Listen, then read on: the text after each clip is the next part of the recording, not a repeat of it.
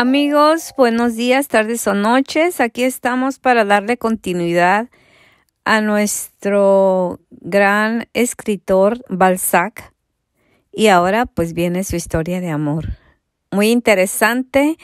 Como verán, las historias de amor siempre son mágicas. Para mí, la realidad siempre supera la ficción. Ahí empezamos.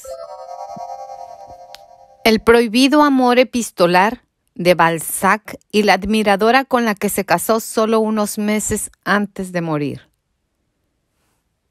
El autor francés que dio término a su vida el 18 de agosto de 1850 se enamoró a la tercera carta de la condesa Hanska, una mujer casada a la que solo vio 4 veces en los primeros 10 años de su relación.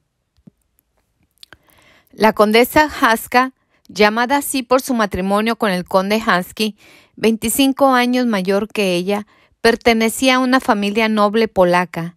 En Odessa, donde vivían, ella cayó rendida de admiración por las novelas de la comedia humana de Honoré de Balzac. Un día decidió escribirle una carta que fue el comienzo de una relación de amor epistolar que duró 18 años. Fue en 1832, el año de mayor frenesí, escritor del autor que trabajaba 15 horas diarias por la noche y dormía durante el día. La primera misiva la recibió su editor, Léon Gosselin, e iba firmada por la extranjera. El misterio por escrito era casi un ideal para el artista obsesivo, pues le permitía continuar con su actividad sin moverse del lugar donde la realizaba, una especie de chat decimonónico cuyas respuestas a petición de Hanska las publicaba el autor de Eugenie Grandet en mensajes cifrados en los periódicos. No es difícil imaginar al autor ardiendo íntimamente por un amor idealizado y misterioso en la soledad creativa y nocturna de su escritorio. Te amo, mi ángel de la tierra, como amábamos en la Edad Media, con la más completa fidelidad, y mi amor será siempre mayor, inmaculado. Estoy orgulloso de este amor, escribe él. Pero por supuesto quiere conocerla. La condesa convence a su esposo para que viaje a Neufchâtel en Suiza con el objeto de conocer al gran escritor francés.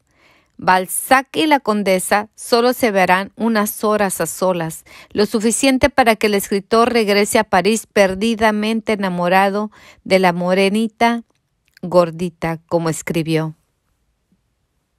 Una carta comprometedora llegó al marido de la condesa, pero Balzac consiguió hacerle creer que se trataba de un juego al que su mujer había puesto fin. Se encontraron una vez más en Viena y durante 7 años no volvieron a verse hasta que el conde murió. ¿Cómo no decir lo que hay en este ser de grandeza y bondad, de elevación y mansedumbre, de fulgurante inteligencia y fresca, graciosa, primaveral juventud de corazón? Este corazón sin igual no ha ralentizado sus latidos desde su primera emoción, escribió la condesa en su diario. Habían pasado 10 años desde que la condesa le escribiera por primera vez y solo se habían visto 4 veces. A pesar de todo, ella se resistió al casamiento. La zozobra del escritor en los negocios, malas inversiones de sus ganancias en la literatura, que le obligaron a vivir casi toda su vida con deudas, no ayudaba. Sin embargo, un Balzac pletórico publicó 3 novelas en 2 meses. Ella le pidió que saldase sus obligaciones, pero el problema principal era que si la condesa se casaba con un extranjero, perdería todas sus propiedades en Rusia. Balzac siguió escribiendo con locura de enamorado a pesar de una mala salud que empezaba a manifestarse sin solución tras una década de trabajo frenético. Ella finalmente cedió y se casó con él en 1850, quizás soñando con un París glorioso al lado del gran escritor, que le compró un palacete en París solo 6 meses antes de morir.